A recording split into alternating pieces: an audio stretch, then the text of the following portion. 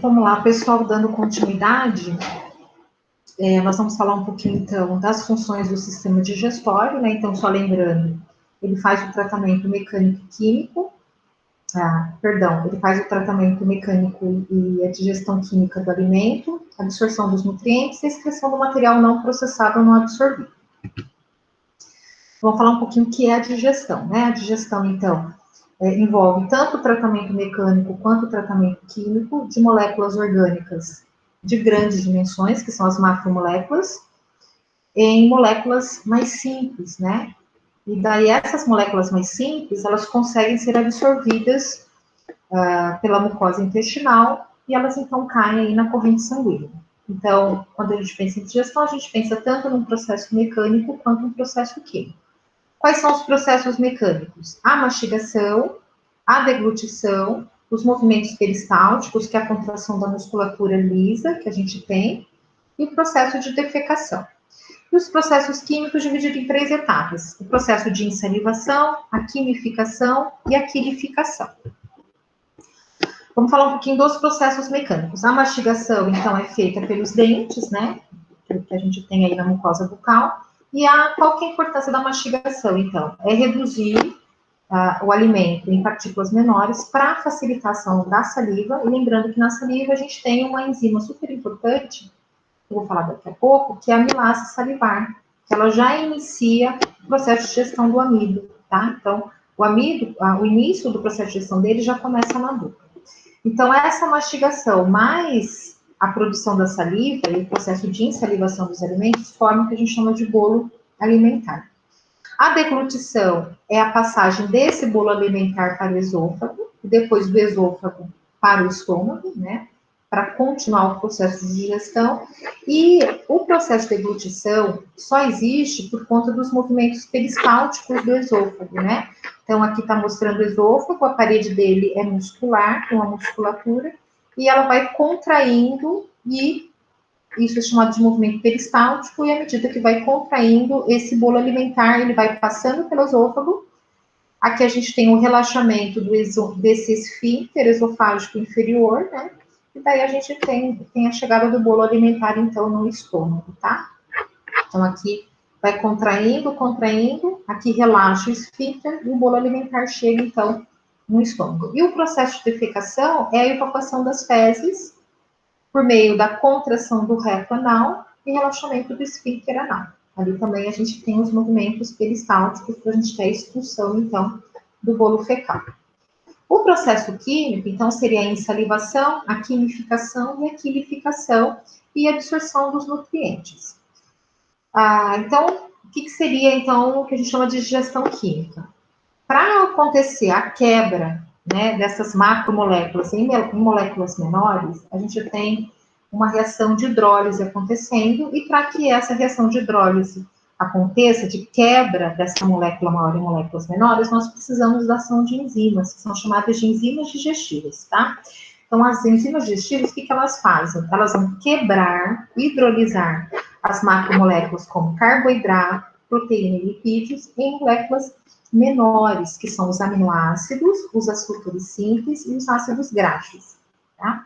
E daí são essas moléculas menores que são absorvidas, então, pela membrana das células do trato intestinal. Vamos começar pelo processo de salivação, que também é chamado de fase cefálica do processo de digestão, ou fase cefálica do processo de secreção de HCl. Quando a gente fala fase cefálica, a gente está falando da participação do sistema nervoso central, ou seja, todo o processo de produção de saliva, o mesmo preparo, né, da liberação aí do HCl, vai acontecer por estímulo do pensamento, visão, olfato, paladar e da antecipação do alimento. Esse processo inicia-se na boca, onde a gente tem o início do processo digestivo do amido, tá? Então, o que é a saliva? A saliva ela é um fluido incolor, transparente, inodoro, e dentro da saliva, o que nós temos? Basicamente água, sais minerais, uma série de enzimas como amilase salivar, mucina, imunoglobulinas e fatores de coagulação sanguínea. É em torno de 1,5 litros de saliva por dia, o pH dela é neutro, é em torno de 6 a 7,4, E entre as enzimas, a gente tem a amilase salivar. É ela que inicia o processo de digestão do amido. Além disso, ela umedece e protege a cavidade oral e ela tem substâncias com atividade antibacteriana e combate a infecções bacterianas na boca. A amilase salivar, gente, o que ela faz? Ela hidrolisa, então, o amido, que é um polissacarídeo, e transforma esse polissacarídeo em oligosacarídeos, como a maltose e a maltotriose, tá? Pois isso, posteriormente, tem que ser transformado em açúcares simples. Então, quem é o bolo alimentar? É a saliva, mais, né, com amilase salivar e todas as substâncias presentes, mais os fragmentos dos alimentos e outros alimentos ainda que não foram fragmentados. O processo de quimificação, ele ocorre no estômago, é chamada de fase gástrica da secreção de HCl. Então, o bolo alimentar, quando ele chega no estômago, ele vai receber a ação do suco gástrico e ele vai se transformar em quimo. Vamos falar um pouquinho do suco gástrico. Ele também é um líquido incolor, ele é formado basicamente pelo HCl, que é o ácido clorídrico, sais, água, pepsina, fator intrínseco e carbonato e muco, que são citoprotetores, além de uma série de outras enzimas. A ingestão da comida, ou seja, a chegada do bolo alimentar no estômago, mais a distensão do estômago, vai induzir a produção de mais ou menos, né, a secreção de mais ou menos 2 a 3 litros de suco gástrico por dia. O pH dele é extremamente ácido, em torno de 2. E qual que é a importância do HCl, da secreção desse HCl no estômago? Ele ativa a pepsina, né, então, vocês vão ver que a célula do estômago, ela produz pepsinogênio, e só na presença de um pH ácido é que se transforma em pepsina. Cessa a ação da amilase salivar, lá na boca. Controla o piloro, né, porque esse quimo, ele vai ficar tempo suficiente para o processo de digestão, depois isso tem que ir para o duodeno, então tem que controlar lá o piloro. Estimula a secreção do suco pancreático e da bile, que também vão complementar o processo de digestão. Aqui, então, aquilo que eu disse, né, as células do estômago, algumas células em particular, produzem o pepsinogênio, na presença do HCl, ele se ativa e se transforma, então, em pepsina, que é uma proteinase, ou seja, é uma enzima que consegue hidrolisar proteínas, e ela hidrolisa onde tem o aminoácido leucina, fenilalanina, triptofano, tirosina. Além da terceira e última parte da digestão química é o processo de quilificação. Então, cessando o processo de digestão no estômago, esse quimo, ele vai para onde? Ele vai para o intestino delgado, é onde a gente tem a terceira e última fase do processo de secreção de HCl ou da digestão, que é a fase intestinal. Ali ele vai sofrer a ação do suco pancreático, que está vindo do ducto pancreático, né? O suco pancreático, ele é uma secreção alcalina, o pH dele é em torno de 8, ele neutraliza, né, a acidez do quimo, e ele, no suco pancreático, nós temos uma série de enzimas pancreáticas, né, como as lipases, que pegam, então, os lipídios e transformam em ácidos graxos e glicerol, várias proteinases, como tripsina, quinotripsina, carboxipeptidases, que pegam as proteínas e transformam em oligopeptídeos, e nós temos também amilases, que transformam o amido em oligosacarídeos. O final da digestão acontece com a produção do suco entérico, que é produzido pela mucosa intestinal, ele tem água, muco, e as enzimas intestinais, pH em torno de 8, e aqui a gente finaliza o processo de digestão, ou seja, nós temos maltases e disacaridases, elas pegam aqueles oligosacarídeos e transformam daí sim nas unidades de açúcares menores, como glicose e frutose. As aminopeptidases, que pegam os oligopeptídeos e transformam em aminoácidos, e as lipases entéricas, né, que junto com a bile, vai levar, então, a quebra aí da molécula de gordura. Quem ajuda no processo de digestão é a bile. A bile, ela é um líquido amarelo esverdeado, ela não tem enzimas.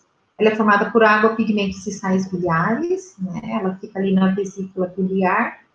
E ela é secretada, então, pelo ducto biliar. E ela é secretada onde? No duodeno. Ela vai fazer emulsificação, então, dos lipídios, facilitando a ação das lipases intestinais.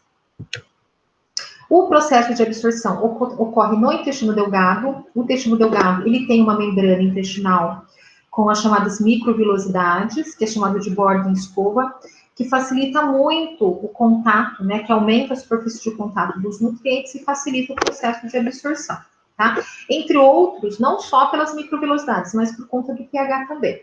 Então, ele vai absorver a glicose e outros monossacarídeos, ácidos graxos, colesterol, glicerol, os aminoácidos, e substâncias que não sofrem digestão, como vitaminas, sais minerais e a própria água.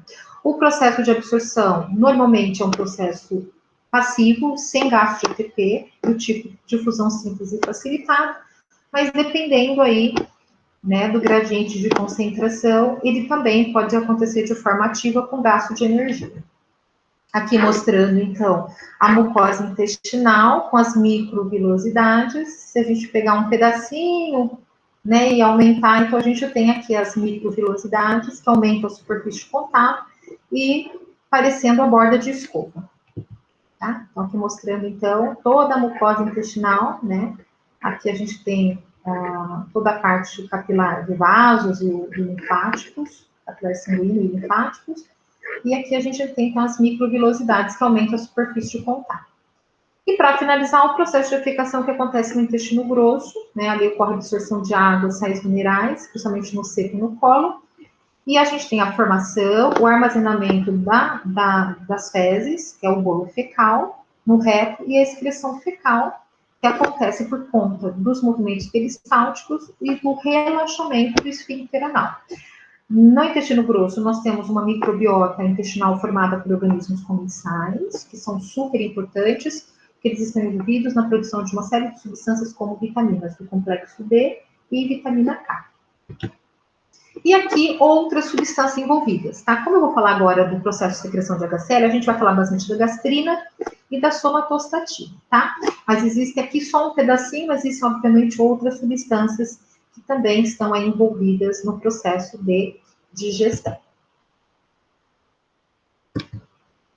Agora, a nossa próxima aula vai ser sobre a secreção de HCl, tá? Eu vou finalizar essa aula e daí depois eu me coloco à disposição de vocês para a gente, então, tirar todas as dúvidas.